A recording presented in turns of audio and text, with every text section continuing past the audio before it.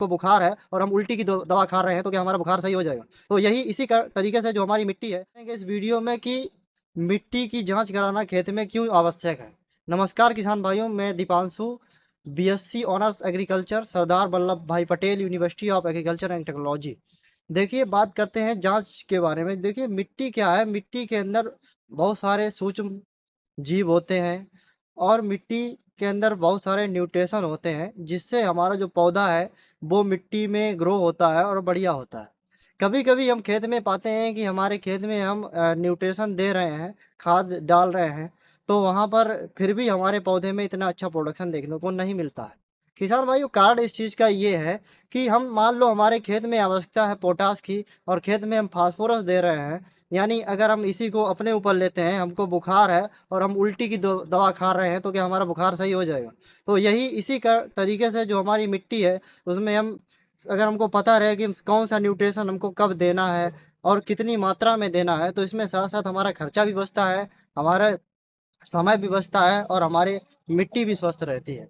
इसके साथ अगर मिट्टी में हम कुछ एक्स्ट्रा डाल लेते हैं जिसकी हमें ज़रूरत नहीं है, मान लो हमारे खेत में जो पोटाश है उसकी मात्रा भरपूर है, लेकिन फिर भी हम आलू लगा रहे हैं या मूँगफली लगा रहे हैं, पोटाश फिर भी दे रहे हैं। तो हमें उससे क्या फ़ायदा है? वो हमारा पैसा बर्बाद ही जा रहा है, क्योंकि मिट्टी में पोटाश भरपूर है, हमको पहले से ही पता है। तो अगर हमको इस चीज़ का पता चल जाता है तो हम लोगों का जो खर्चा है काफ़ी बच जाता है, साथ ही में फसल भी अच्छी हो जाती है।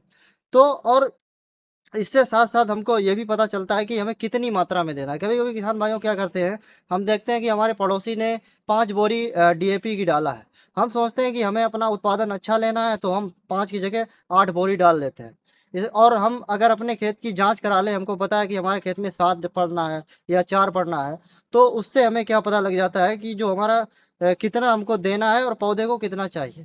तो इससे हमारा ये भी खर्चा बच जाता है। तो ये बहुत सारे जो फ़ायदे होते हैं, इससे हमें मिट्टी का पीएच पता रहता है कि हमें अम्लीय खाद का प्रयोग ज़्यादा करना है या क्षारीय का करना है। मिट्टी भी बैलेंस होती है, साथ में फसल भी अच्छी देखने को मिलती है। तो ये सारी चीज़ें आप अपना सकते हैं। देखिए, कोई भी फसल आप ले रहे हैं, तो आपको एक छोटा-सा काम करना है। आपको कतई नहीं तो साल में कम से कम 1 बार मिट्टी की जाँच ज़रूर कराएँ। और किसान भाइयों, काफ़ी आप किसान भाइयों का प्रश्न रहता है कि मिट्टी जाँच कहाँ कराएँ? तो देखिए, मैं बार-बार दोहराता हूँ कि आपके आस-पास केबी अगर आपके पास है तो आप बिल्कुल निश्चिंत रहिए, मिट्टी की जाँच आप वहीं से आप पता करके करा सकते हैं। साथ ही में ब्लॉक से भी सैंपल जाते हैं कई जगह पे, तो ब्लॉक पे भी आप मिट्टी की जाँच करा सकते हैं।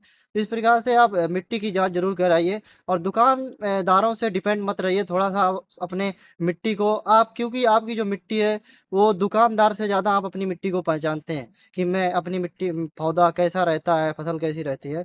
वो दुकान पे बैठ के आपकी मिट्टी का अंदाज़ा नहीं लगा सकता है।